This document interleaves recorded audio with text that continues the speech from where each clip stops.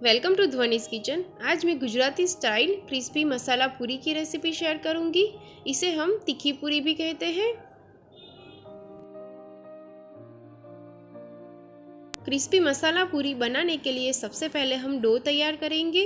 इसके लिए मैंने 2 कप गेहूं का आटा लिया है, हाफ कप सूजी को आप अवॉइड भी कर सकते हैं, 2 टीस्पून लाल मिर्च पाउडर, हाफ टी स्पून हल्दी पाउडर, 1 टीस्पून जीरा, 1/4 टीस्पून अजवाइन, 1 टेबलस्पून तिल, नमक और 4 टेबलस्पून ऑयल ऐड करेंगे। मैंने यहाँ पे ऑयल थोड़ा ज़्यादा यूज़ किया है, इससे पूरी सॉफ्ट बनती है। अब हम इन सबको मिक्स करेंगे। पूरी बनाने के लिए हम सख्त डो तैयार करेंगे।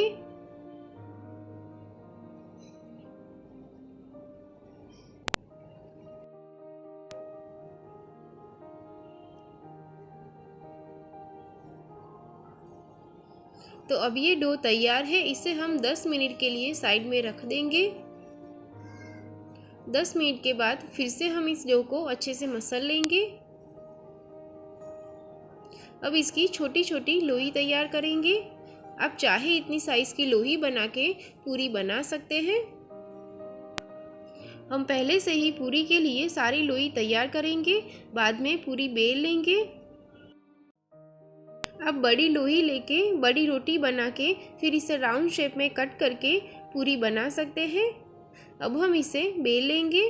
हम इसे ज़्यादा पतला नहीं बेलेंगे। अब हम इसे अच्छे से प्रिक करेंगे। इसे अच्छे से प्रिक करना ज़रूरी है, नहीं तो ये पूरी फूल जाएगी। ऐसे करके हम सारी पूरी तैयार करेंगे, बाद में भी इसे फ्राई कर सकते हैं। आप इस डो की बड़ी रोटी बना के इसे कट करके शक्करपारे भी बना सकते हैं। तो अब हम इसे फ्राई करेंगे। ऑयल अच्छे से गर्म हो गया है। गैस की फ्लेम मीडियम टू लो रखनी है और पूरी को हम ऑयल में डाल देंगे। पूरी को हम मीडियम टू लो फ्लेम पर 4 से 5 मिनट के लिए फ्राई करेंगे।